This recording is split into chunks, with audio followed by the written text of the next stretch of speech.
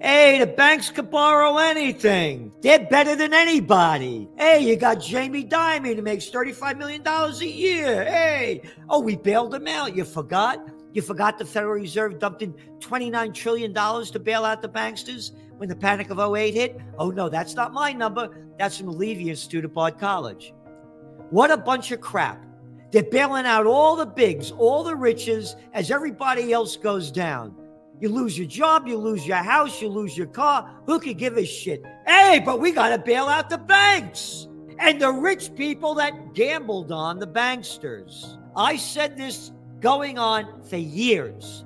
Why would you keep a lot of your money in the bank when they're giving you back nothing on it and making money on you? This is the beginning of the death of the dollar. Market turmoil and threat of Credit Suisse collapse as fallout from SVB demise spreads. Yep, one after another. Credit Suisse slump renews fears of a global banking crisis. You got it. This is just the beginning. And bullshit Biden? On that summer day of 2010, this is from the New York Times, when he signed new legislations regulating banks after the worst financial crisis in generations, President Barack Obama declared, quote, "There will be no more tax-funded bailouts, period." Yeah. Liar, liar, pants are on fire. The lying Obama, folks, always folk in us. The lying Obama, the warmongering president, quoted in the book Double Down, I'm really good at killing people, gave you the Libyan war, gave you the Syrian war, ramped up the Afghan war with the troop surge, kept the Iraq war going. He said he was going to end it. Yeah, that Obama. Biden tries to cast bank closure as effort to punish executives while protecting the economy. Now that the FDIC has suffered deposits in SVB and Signature, that they will get all their money back. And it'll be hard not to extend that guarantee to everyone. Potentially costly proposition, said Thomas Honig, who was the vice chairman of the FDIC in 2012 to 2018. If you bail out some of these depositors, you are going to have to explain yourself if you don't bail out others. That train has left the station, he said. This is terrible, and the worst is yet to come. Oh, here's something interesting from Wall Street Journal. U.S. economy shows signs of cooling. Blow me away. Would have never known. Of course it's cooling. We said this. The interest rates go up. It takes time for the impact to hit. And now the impact's hitting. So even when they raise them 25 basis points, it's going to keep going down. So when you look at it, overall retail purchases decreased 0.1%. Spending also eased last month on interest rate sensitive items such as vehicles and furniture, excluding often volatile auto sales. Overall retail purchases decreased 0.1% in February. No, they didn't. They decreased more than that because the retail sales aren't adjusted for inflation. So if you had inflation at 6%, it went down a lot harder, and it's going to go down a lot more harder. But on the good news, Pfizer agrees to buy Seagren for $43 billion, all that dough they made with the COVID jab. Merger creates first freight rail network linking North America. Federal regulator has approved a merger between Canadian Pacific Railway and Kansas City Southern, $28 billion. Apollo to acquire chemical company Univar, that's only $8.1 billion. Why are we saying this?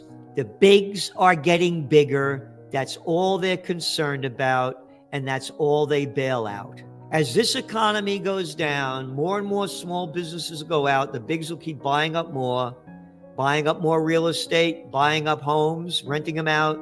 The bigs are taking over the world, and you only can bail out the bigs, nobody else. The death of the dollar is on the doorstep. What else we got here? Pentagon refocuses spending on weapons to deter China. Spending more money to deter China? Hey, Pentagon, you couldn't win the Iraq war. You lost the Afghan war. You lost the Vietnam war. You haven't won a war since World War II. You're going to deter China? No, but we're going to steal more of your money to give to the military-industrial complex as 64% of Americans are living paycheck to paycheck and homeless are filling up the streets. So they had this, the farmers are protesting over there in Holland. The Dutch, they had a Dutch election because they wanted to do away with their farms for climate change. And the farmers won an election, that their party, the political party. They came from nowhere and went somewhere. That's one of our top trends for 2023. We warned about this. Anti-establishment movements going on around the globe. They had enough of the crap of those in power.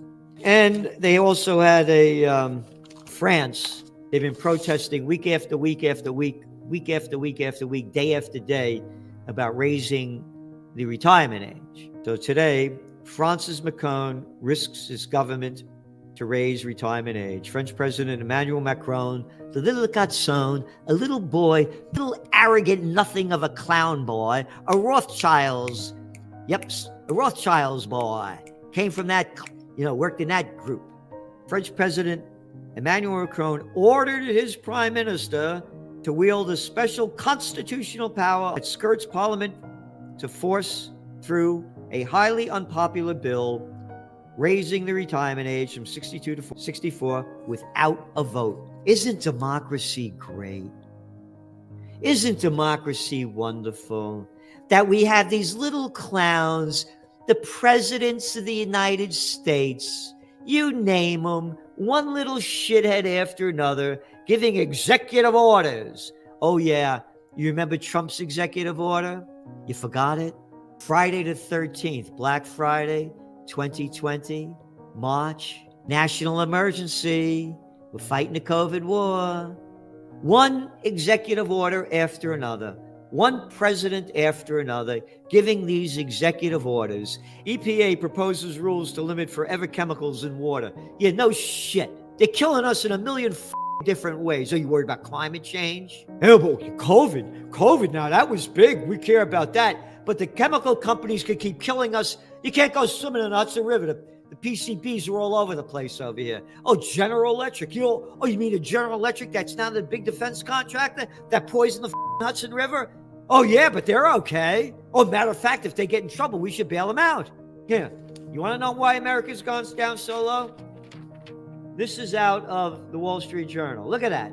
The American diet has a sandwich problem. A humble sandwich is the saboteur of the American diet, they go on to say. And then you read this thing. Americans eat so much of their meals not sitting down at a table. They're eating in their cars or at their desks. So sandwiches are easy, says Erica Keeney, assistant professor of public health nutrition at Harvard. Once upon a time, people used to sit down and enjoy eating. You can't enjoy your food, really taste it, if you're on the computer, driving, and I watch people walk up and down the street, eating a slice of pizza, drinking a Coke, or walking and drinking. Look how low society has gone. Eating shit, swallowing shit, and doing what the shitheads tell you. You listen to shit news, you obey shithead politicians, you eat shit food, and what do? They poison us in 1,000 different ways because the slimy politicians get paid off, let the bigs do anything they want, because politicians never work a day in their life. All they do is suck off the public tit, and you can buy them out really cheaply. That's right. Yeah, you buy them out, keep buying them out, give them a couple, because they never work a day in their life, but then they become rich later on.